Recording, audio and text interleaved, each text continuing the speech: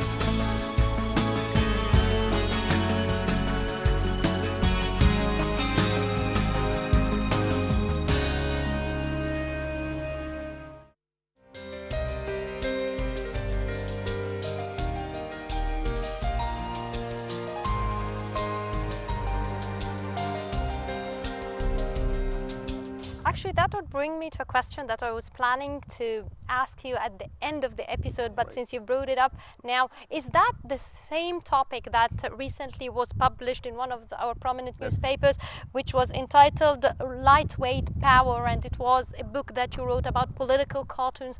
Now, the idea here, is it all from your master's degree, or did you build up on that book more throughout the expertise that you gained throughout the years? Well, in fact, what happened is, after completing my academic degrees, the master's and the PhD degrees, and then after that, I thought that this is the high time, this is the prime time now to move forward and to expand what we started before. In my recently published book, I expanded my academic research to include not just the Egyptian political cartoons, but to explore more about the powerful weight for political cartoons on the global level.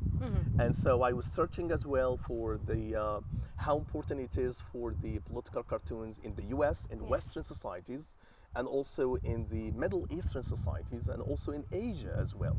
And whether we have something like a universal language, or is this something that is specific to different cultures?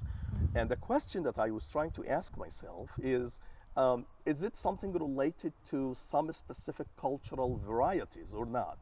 But believe it or not, human beings are human beings, and they are the same in everywhere. So political cartoons could have the same influence in every country.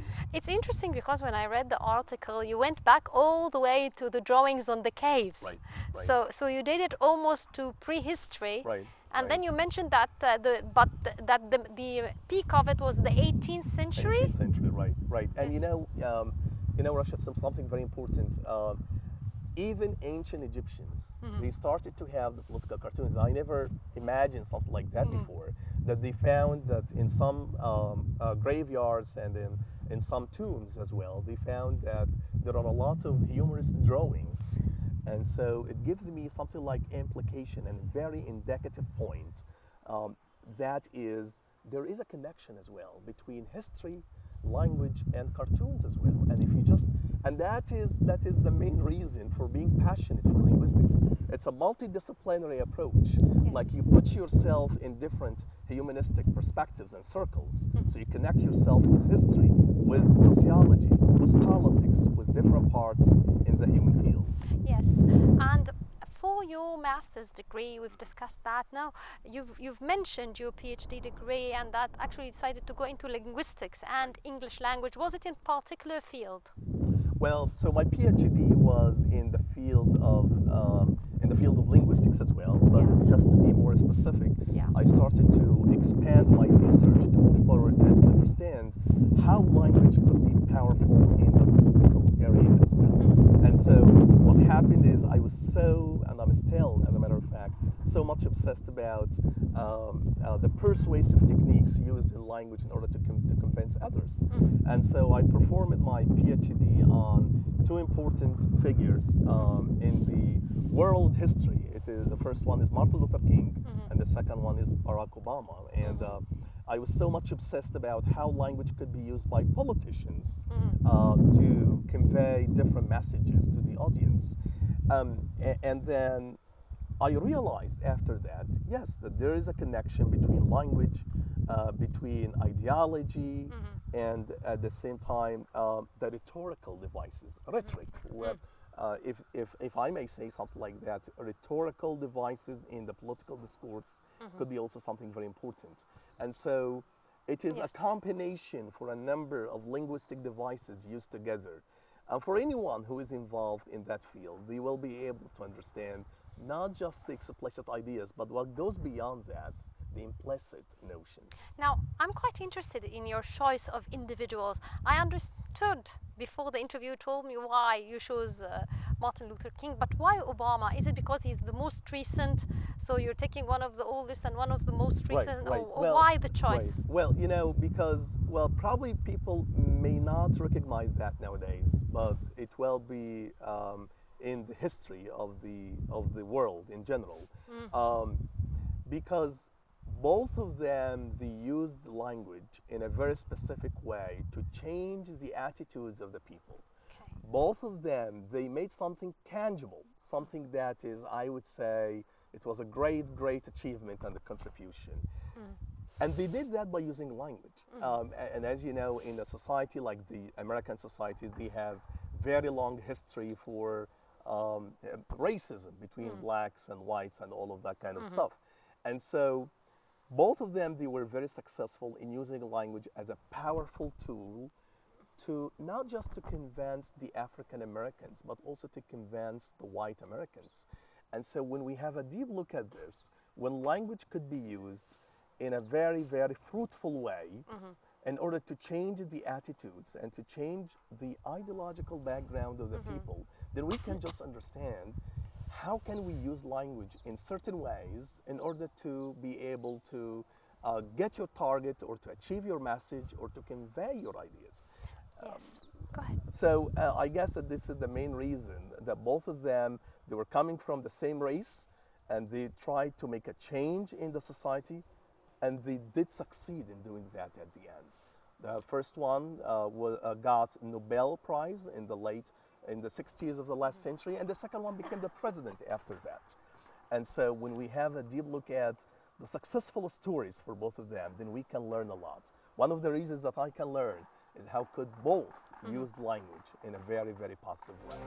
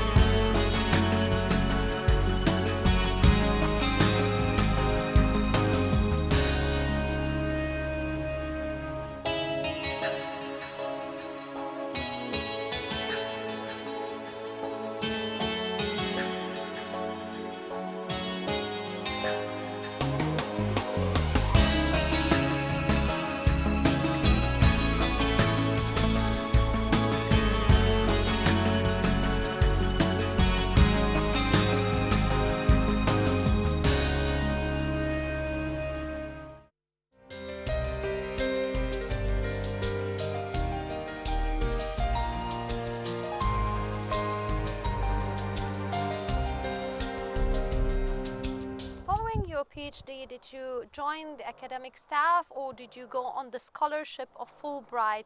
Was there a gap between the Fulbright scholarship? Tell me more. Well, I got Fulbright scholarship while conducting my master's degree, as a matter of fact. Yeah. And it was quite honestly, it was very, very interesting for me because it was the first time for me. It was the key that opened the gate for me after that to explore, to discover, to know more about the American culture.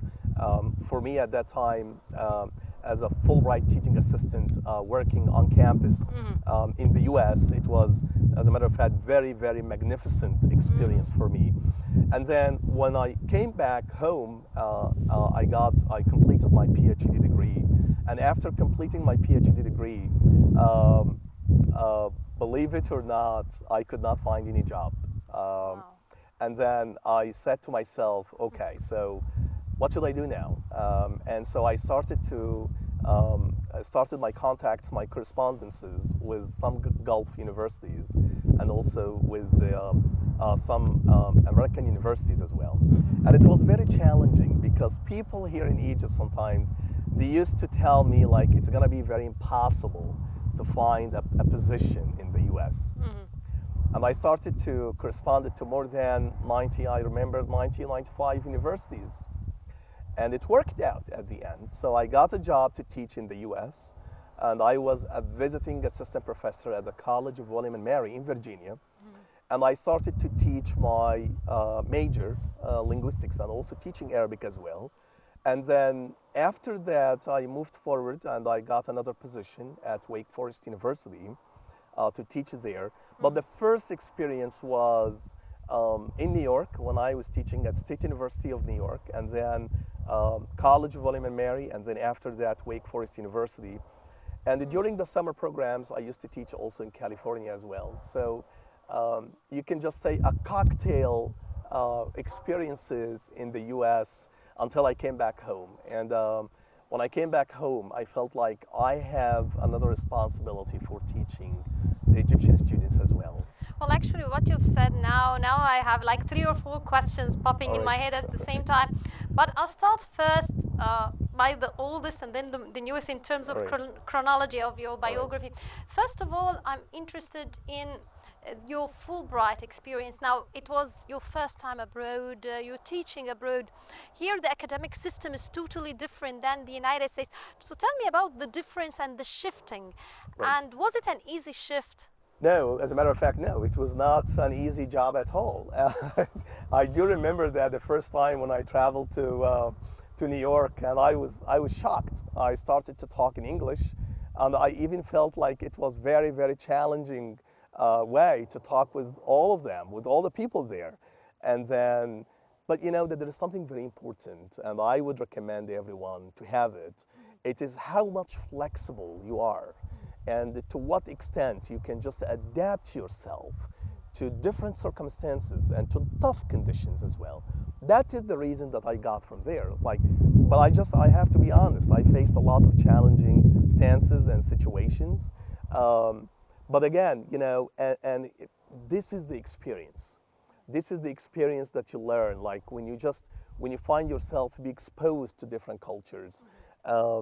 And at that time, I was also so much, you know, interested to talk about my culture as well, because the program that I traveled through, it was Fulbright Foreign Language Teaching Assistantship Program, and one of the main duties to travel there is just to be as a cultural ambassador in another country. And so it was a very responsible job at that time. And then step by step on campus at that time, I started to announce a number of presentations for the Egyptian culture. I started to invite students and professors, faculty members, to come and attend such presentations as well. And I was also responsible for teaching classes as well. And so it happened to be very, very interesting after that. And as I mentioned before, this is the beginning. And so when you taste the experience, then after that you realize how important it is, because you are representing your country. And it was quite a bit interesting to have such experience at the beginning. If you just ask me, is there any kind of a change? Absolutely yes. Absolutely yes. But believe it or not, and I have a deep, deep conviction of that, Egyptians can do more. And we can really do a lot of accomplishments. Because if you just ask me what is the connection or how can you just make a comparison between the American students and the Egyptian students, they are the same. I hate to say like, no, the American students are better than the Egyptian students. No. I No. think it's the way they are educated Right. and their approach Right. to the Right. curriculum. Is But they that are the true? same. It's all about the system, Mhm. and it's all about the facilities, and it's all about your vision, and it's all about also what are your objectives at the end. So if you just include all of that inside the system, and there is a clear and a solid vision for the system of education, and I'm very, very optimistic for what's going on nowadays here in Egypt. I think that there is positive indicators that there will be something very brightful, and I'm talking about the educational entity here in our country. I feel nowadays that there are people who are just making a change, and a change doesn't happen in few days or in few months, but I would say it takes years, takes a long time.